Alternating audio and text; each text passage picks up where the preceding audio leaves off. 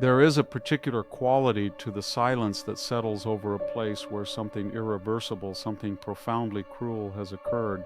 It is not the silence of mere absence, it is the much heavier, suffocating silence of absolute completion, of a terrible story that has reached its final bloody page and coldly folded itself closed. They found the bodies on the 4th of April, 1922. They were not discovered because anyone from the village had actively gone looking out of neighborly affection. They were found simply because the assigned postman had accumulated too many undelivered letters, and because the village priest, Father Lorenz Bauer, had grown steadily uneasy about the prolonged, unnatural absence of the family from Sunday Mass. He finally reluctantly sent word to the neighboring farms. A small, nervous delegation of local men walked the long, frozen dirt road to the isolated farm called Hinterkaifeck. The word itself translates from the old Bavarian dialect as something approximating the place behind the narrow ravine. It was and remains a terrifyingly fitting name. The imposing farm sat roughly 70 kilometers north of Munich, connected to the nearest settlement only by a single dirt track that transformed every winter into an almost impassable corridor of freezing mud and deeply compacted snow. It was not merely geographically isolated, it was the specific kind of place that seemed to actively repel casual visitation, as though the dead land itself had decided, long before any crime was actually committed upon it, that it vastly preferred to keep its dark secrets entirely to itself. The nervous delegation finally pushed open the heavy wooden gate. It swung inward with the slow, tortured groan of hinges black with oxidization and blistered with decades of rust. The harsh sound scattered a murder of blackbirds from the bare branches of a dying linden tree, and then the silence violently returned, significantly more complete and oppressive than before. The deeply packed snow in the yard was pristine. There were absolutely no recent wagon tracks. There were no fresh boot prints, yet terrifyingly, smoke rose from the stone chimney in a thin, perfectly vertical column, climbing straight into the pale white sky like a gray thread pulled toward heaven. Someone inside the dead house had deliberately lit the fire that morning. Welcome back to the archives. Tonight, we blow the freezing Bavarian dust off a file that has disturbed European investigators and criminologists for over an entire century. Tonight, we open the file on Hinterkaifeck, a case not merely about 6 people brutally slaughtered in the snow, but about the terrifying, impossible thing the killer did after the screaming stopped. To understand the sheer, suffocating gravity of what occurred at Hinterkaifeck, one must meticulously rewind the timeline several days before the massacre, back to a freezing morning in the final week of March, when the stern patriarch Andreas Gruber walked the perimeter of his extensive property at dawn, as he did every single morning, and found something in the snow that stopped his heart where he stood. Tracks. Human footprints pressed incredibly deep into the heavy, untouched snow that blanketed the narrow strip of land between the dark, imposing tree line at the eastern edge of the property and the farmhouse itself. Andreas stood perfectly still over those prints for a very long time. He was 63 years old. He had stubbornly farmed this unforgiving land for grueling decades. He had survived the worst, bloodiest years of the Great War, the devastating collapse of the old currency, and the long, grinding misery of rural poverty. He possessed a coarse, violent nature. He was absolutely not a man who frightened easily, but the footprints frightened him. It was not specifically their unexpected presence that chilled his blood, but their singular, terrifying direction. The tracks clearly originated from the absolute darkness of the tree line. They moved with deliberate, highly measured strides through the deep snow, approaching the farmhouse with unwavering directness. They did not circle in confusion. They did not wander aimlessly. The stride was incredibly consistent and perfectly unhurried, the depth of the sharp impressions decisively suggesting a person of substantial, heavy weight walking at a very calm, steady pace. And then the footprints simply stopped, exactly at the rear wooden wall of the farmhouse, exactly at the heavy back door. Andreas walked the entire perimeter of the property that morning. His heart pounding in his chest, he walked it twice, breathing the sharp, crystalline air of the Bavarian winter, his panicked breath clouding and quickly dispersing in the utter stillness. He rigorously checked the snow on every single side of the house, intensely around the large barn, carefully along the fence line, and distantly across the open fields. There were absolutely no tracks leading back out. Whoever had walked from the desolate woods directly to his back door had not, according to any discernible physical evidence on the perfect snow, walked back out again. The horrifying mathematical reality of the snow meant only one thing: someone had arrived in the dead of the previous night, and that someone had not left. Andreas told his wife Cecilia and his adult daughter Victoria strictly about the tracks. He deliberately did not go to the village. He arrogantly did not send for the local constable. He was a proud man who solved his own problems on his own land, violently if necessary. He methodically checked the house from top to bottom. He found nothing out of place. He found no one hiding in the corners. He stubbornly went back to his daily work. But the tracks had been the very first symptom, and like all symptoms of terrible terminal diseases, the victim had stubbornly dismissed it long before he truly understood what it was attempting to tell him. The deep footprints were merely the beginning. They were absolutely not the only terrifying anomaly that descended upon the isolated Gruber farm in those final doomed days. They were merely the most visible physical manifestation of a malignant presence that had already, it would later become horrifyingly clear to investigators, firmly established itself within the very fabric of the household. Sometime during that exact same final week, Andreas discovered a newspaper lying entirely alone on the rough floorboards of the barn. A Munich newspaper. The Grubers definitively did not subscribe to any Munich publication. They had received absolutely no recent visitors. No postal delivery had been made to the property. The newspaper was of a highly recent date and had been deliberately folded and refolded with the unconscious, practiced habit of a regular reader. The distinct creases were deeply set with the repetition of someone who had spent hours alone with a single edition, constantly returning to the same pages, smoothing the exact same folds in the pitch dark. Then the heavy house keys disappeared. The crucial household keys always hung on a large forged iron ring directly beside the rear door. It held the key to the main house, the heavy padlock of the barn, the damp cellar, and crucially the hidden lockbox where Andreas aggressively hoarded the farm's modest savings. It was a fixture as utterly reliable and unchanging as the iron hook itself. Swearing furiously, Andreas tore the house apart. He violently searched every drawer, every coat pocket, every flat surface in the kitchen and the cold entry hall. The keys were thoroughly not found. They had not been clumsily misplaced by a senile mind. They were definitively, entirely gone. And then, at night, in those final days, the doomed family finally began to hear the sounds. The upper floor of the farmhouse contained the family's modest bedrooms and a small claustrophobic storage attic. This dark space was accessible only through a low, heavy wooden door situated squarely at the far end of the upstairs corridor. This heavy door was always kept firmly closed. It had been kept securely closed for years, and yet in those final 3 nights, as the family lay awake in their separate beds in the absolute, crushing silence of a deep winter in the Bavarian countryside, a silence so impossibly complete that one could literally hear the crystalline tick of frost forming on the window glass, they distinctly heard heavy footsteps originating directly from the attic above their heads. These were not the random popping or settling of old timber adjusting to the freezing temperatures. These sounds were terrifyingly rhythmic. These sounds were incredibly measured.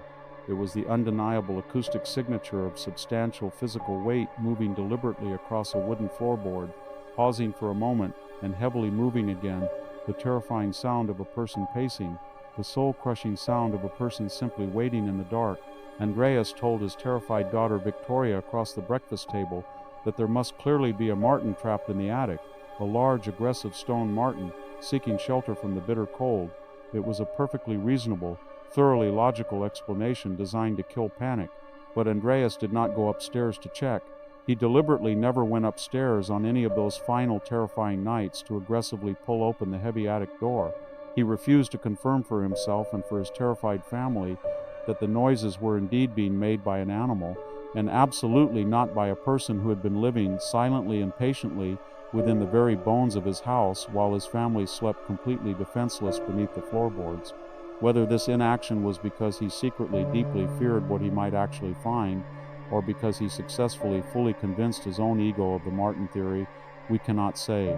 Perhaps something significantly deeper, some primal prehistoric instinct operating far below conscious logic, intensely warned him that to open that door was to acknowledge a reality he could not unsee and invite a confrontation he could not survive. He never opened the door. The Hinterkaifeck farm had already firmly established, well before the horrific murders took place, a deeply unsettling reputation among the villagers for being consistently wrong in ways that were highly difficult to legally specify but entirely impossible to dismiss. The previous maid, a sensible woman who did not believe in ghosts, had abruptly fled the Grubers' employ exactly 6 months prior to the murders. She had left virtually without notice, speaking vaguely and cautiously to her furious employer, but speaking significantly more freely and in hushed, terrified tones to the other women of the village.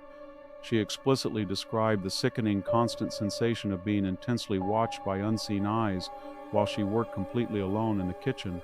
She perfectly described hearing the heavy wooden stairs creak loudly under the unmistakable weight of footsteps, even when every single member of the family was actively accounted for sitting in the very same room with her. Most chillingly, she clearly described waking in the absolute dead, small hours of the morning to the distinct rhythmic sound of human breathing originating from the dark corners of her room, breathing that absolutely did not belong to her. She left everything behind, did not ever return, and intensely warned anyone in the district who would listen to never, under any circumstances, take the position at that cursed house. The farm, unfortunately, also carried its own heavy, mundane history of profound grief and dark secrets.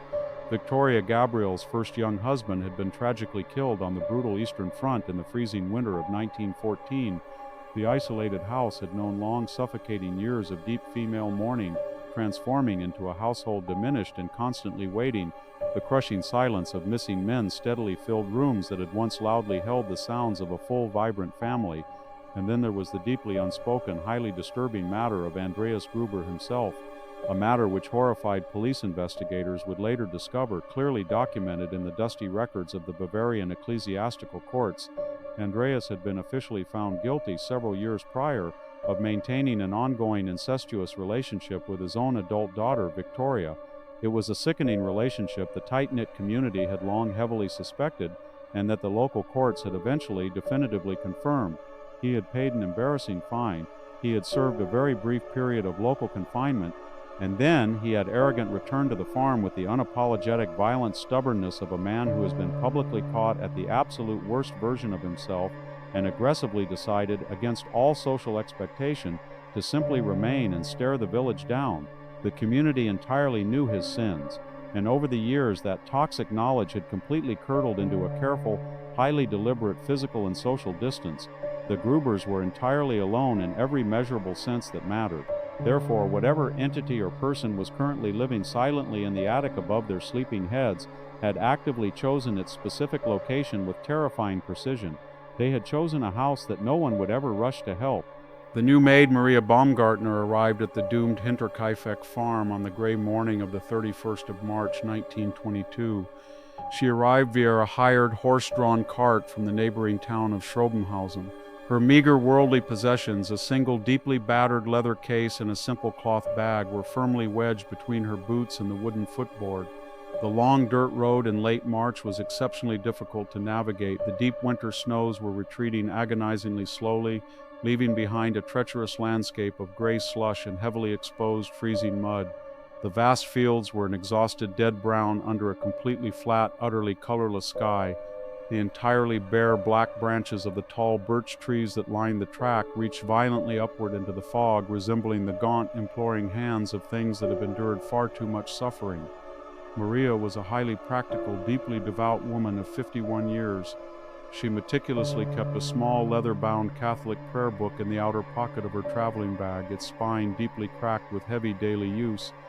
She had indeed been intensely warned by several other women in the district that the isolated farmhouse possessed a remarkably poor, dark reputation among those who had previously served there. She had desperately taken the position anyway. Hunger often outweighs terror. The simple carter who delivered her to her fate would later explicitly tell police investigators a chilling detail. As the cart heavily turned through the final muddy bend and the isolated farm slowly came into view, The low, oppressive farmhouse, the massive dark barn, the bare dead linden tree, the thin column of chimney smoke. Maria Baumgartner had suddenly fallen completely silent mid-sentence. She stared at the house and did not speak a single word again until the heavy cart finally pulled up to the rusted gate. When she slowly climbed down into the snowy mud and retrieved her luggage, the carter distinctly noticed she had gone terrifyingly pale. He politely asked if she suddenly felt unwell. She firmly told him she was entirely fine. She simply told him to wish her luck. He wished her luck, he whipped the horse, and he drove away. Maria slowly carried her heavy luggage through the gate, directly across the pristine yard, and stepped into the farmhouse. The massive wooden gate slowly swung shut behind her with a metallic clatter. That was the absolute last time anyone from the outside world ever saw any of the 6 inhabitants of Hinterkaifeck breathing. What the horrified veteran investigators later rigorously reconstructed purely from the grisly physical evidence left behind was exactly this. As the sun set that evening, plunging the farm into deep darkness, the family had been efficiently, methodically lured from the warm house into the freezing barn, strictly one by one. The precise nature of the lure remains eternally unknown. Each of them entirely entered the dark structure. Each of them was violently struck from behind. The heavy metal mattock descended in the absolute darkness with an incredibly terrifying accuracy, an accuracy heavily suggesting extreme familiarity with the brutal act of killing. The deep snow immediately outside the barn doors remained perfectly undisturbed. Absolutely no one ran. Absolutely no one escaped screaming into the barren fields. The infant Joseph, happily sleeping in his crib, and the new maid Maria Baumgartner, exhausted from her journey, were systematically killed completely separately, directly inside the warmth of the farmhouse, while the 4 bodies in the freezing barn slowly grew stiff. And then the killer deliberately did something that no veteran homicide investigator on the scene had ever formally encountered before, and that no modern criminologist has ever been able to fully logically explain since. They stayed. For a definitively proven minimum of 3 full days completely following the brutal murders, and highly possibly as long as 5 agonizing days, the blood-soaked Hinterkaifeck farmhouse was actively occupied. It was emphatically not occupied by the Grubers, who were entirely dead and frozen solid under the hay in the barn. It was casually occupied by whoever had brutally committed the murders, a highly organized individual who simply remained on the property, sleeping heavily in the victims' beds, eating deeply from the victims' larder, and performing the basic necessary maintenance tasks of the farm with a methodical, entirely unhurried precision that investigators ultimately found significantly more disturbing than the chaotic murders themselves. The farm cattle were diligently fed. Skeptical investigators absolutely confirmed this chilling fact from the animals' entirely normal physical condition and from the heavily disturbed state of the grain stores, which had been demonstrably accessed and precisely dispensed in the multiple days entirely following the violent deaths. Someone had calmly entered the barn, carefully stepping over or maneuvering around the deeply frozen, mutilated bodies with the chilling calm of a psychopath entirely unbothered by the heavy presence of the dead, and had faithfully distributed feed to the loud animals at the exact correct times. The farmhouse chimney fire was freshly lit each and every morning. The nearest distant neighbors explicitly reported seeing familiar gray smoke rising steadily from Hinterkaifeck on each consecutive day, operating carefully between the night of the murders and the eventual discovery of the bodies. The neighbors had perfectly naturally assumed, simply seeing the mundane smoke, that the Grubers were alive and going about their ordinary grumpy business. George Schlittenbauer, a local neighbor whose highly complicated, historically romantic relationship with the deceased Victoria Gabriel made him a perennial intense subject of police suspicion, had actually attempted to visit the farm twice during those specific bloody days. He found it looking apparently entirely normal. Fresh smoke rising cheerfully from the chimney, the dog barking, absolutely no one coming to answer the heavy door. He easily attributed this silence to the Grubers' well-known arrogant preference for absolute privacy, and he walked away entirely unharmed both times without ever investigating the silent barn. And so for those agonizing silent days, the murderer casually lived within the warm farmhouse as though it were entirely their own. They moved freely through the familiar rooms. They touched the specific objects the Grubers had touched. They comfortably sat in the heavy wooden chairs where the Grubers had sat. They slept in profound warmth, while the entire family, whose warmth they had violently stolen, lay frozen solid in the barn beneath the uncaring March sky. This extended period of continued calm habitation is the singular element of the Hinterkaifeck case that most violently unsettles those who actively study it. The multiple killings, as monstrous and brutal as they undoubtedly were, strictly fit within the grim capacity to conceptualize extreme human violence. But the stain, the incredibly deliberate domestic calm occupation of the house in the immediate bloody aftermath, the diligent feeding of the cattle, the cozy lighting of the morning fires, speaks of a psychology so deeply alien to ordinary human feeling that veteran investigators and modern criminologists have entirely failed to construct a satisfactory psychological portrait of the monster capable of doing it. One specific logical school of thought holds that the bizarre occupation was highly practical, that the killer had literally nowhere else to go in the winter weather and was simply using the warm farm as a necessary temporary refuge. Another, significantly darker theory holds that the murderer had wanted, for twisted psychological reasons that cannot be articulated in any sane human language, to physically experience the exact life they had just entirely destroyed. To deeply inhabit it, briefly, the exact way a deranged person might eagerly try on a warm coat belonging to someone else, wearing it around the empty house, feeling its heavy weight, enjoying its fit, before simply setting it aside and walking away. What is absolutely known with mathematical certainty is that when the nervous delegation of local men finally arrived on the 4th of April and forcibly pushed open the loudly creaking gate, whoever had been casually living there was entirely gone. The stone chimney had finally gone cold, the hungry cattle had received their absolute last allocation of grain, and the farmhouse kitchen had been left, in the lead investigator's incredibly careful written understatement, in a condition definitively described as orderly, as though someone had politely tidied up the kitchen before leaving, as though they had, in the very end, sincerely respected the cleanliness of the property. The Bavarian State Criminal Investigation Bureau arrived on the grim scene within mere days of the horrific discovery. The lead investigator assigned to the case, George Reingruber, was a highly meticulous, deeply obsessive career detective whose extensive case files consistently suggest a mind of exceptional, relentless rigor. He would obsessively spend the directly following months, and in a deeply personal, tragic capacity, the absolute remainder of his entire professional career, desperately attempting to logically reconstruct exactly what had happened on the Gruber farm. The massive investigation officially interviewed well over 100 individuals. It painstakingly cataloged every single microscopic piece of physical evidence left behind. It produced incredibly detailed autopsy reports, deeply documenting the horrific nature and highly specific sequence of the mattock wounds, the victims' fully digested last meals, the exact physical state of their thick clothing, and the highly specific biological evidence regarding their final, terrifying hours. The investigation found absolutely no murder weapon. The heavy agricultural mattock was never, ever recovered. The investigation found absolutely no clear logical motive. The Gruber's hidden lockbox, heavily containing a highly modest but substantial amount of currency, was found perfectly intact and completely undisturbed in its hiding place. The massive investigation identified absolutely no definitive suspect.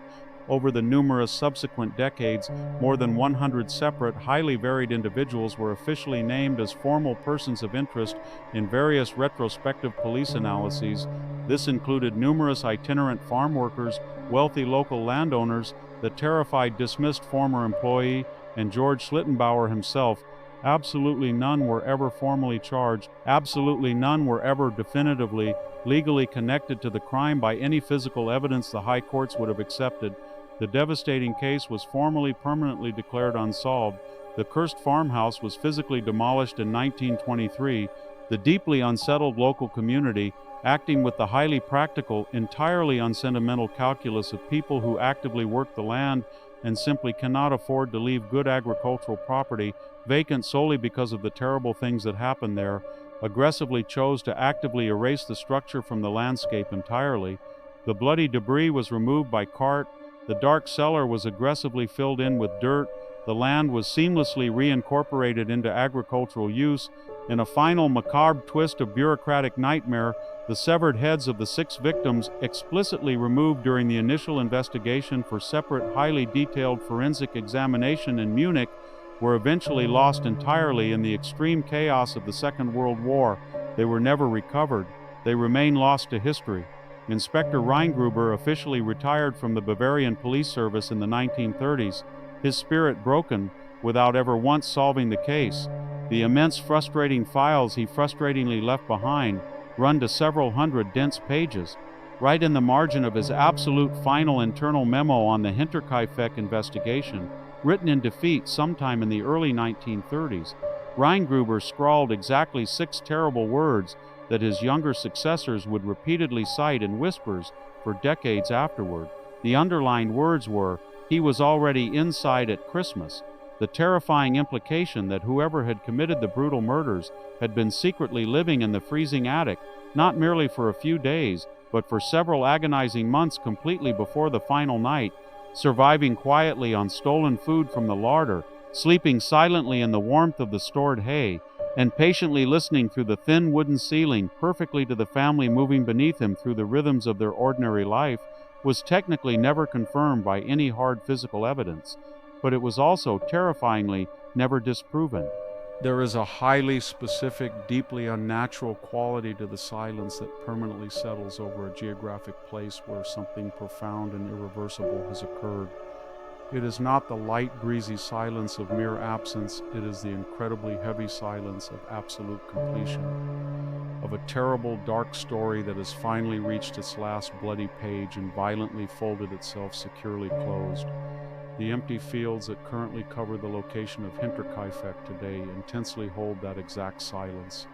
Every single year in late March, the absolute last heavy snow of the brutal Bavarian winter smoothly settles entirely across those vast open fields directly north of Munich, perfectly covering everything without distinction, the deep furrows, the muddy access roads, the low stone boundary markers. By the following morning, the land lies perfectly pristine, utterly featureless, a blank white page. There are terrible questions that have aggressively persisted for well over a century, handed down from one frustrated investigator to the next, intensely resistant to logical resolution, not necessarily because the physical evidence is insufficient, but precisely because the true answers require us to deeply accept that a human mind can easily sustain levels of cold-blooded, terrifyingly patient premeditation that the ordinary moral imagination simply cannot hold. Exactly who confidently walked out of those dark woods, whose heavy footprints were those that deliberately crossed the unmarked snow straight to the back door and absolutely did not cross back, what terrifying obsession had been quietly incubating in those freezing attic shadows throughout the deep winter months, silently listening to the doomed family below, perfectly learning the exact sounds of their sleeping and the rhythms of their waking. It was not for money. The hidden lockbox was completely untouched. It was not for a quick escape.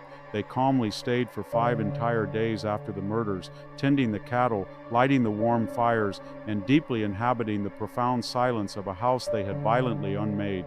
The specific Munich newspaper found mysteriously in the barn was eventually traced heavily to a large distribution batch directly from a busy kiosk in the Schwabing district of Munich. The kiosk anonymously served hundreds of transient customers daily. The paper left absolutely no identifiable fingerprints that the crude forensic technology of 1922 was fundamentally capable of securely recovering. The heavy house keys were never found. The bloody mattock was never found.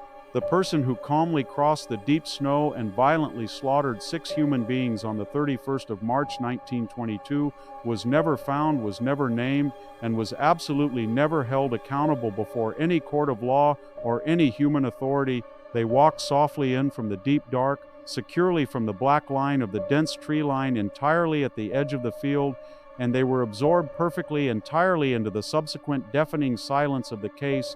They vanished as completely as a heavy stone violently dropped into still dark water, the ripples spreading outward until they become utterly indistinguishable from the natural surface of the lake.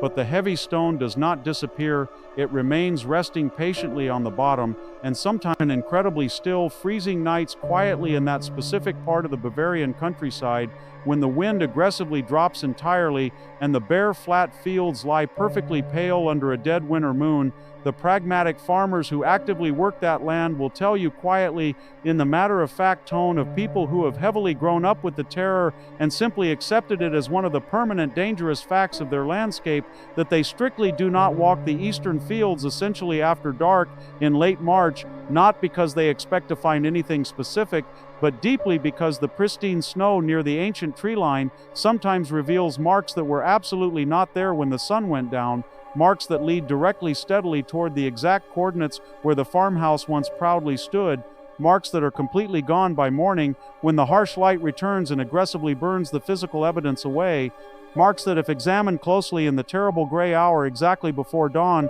possess the specific, deeply measured, distinctly deliberate shape of a heavy person walking at a terrible steady pace, marks that lead in but absolutely never out. The archives are officially closed for tonight. Lock your doors, check the corners of your room, and sleep well.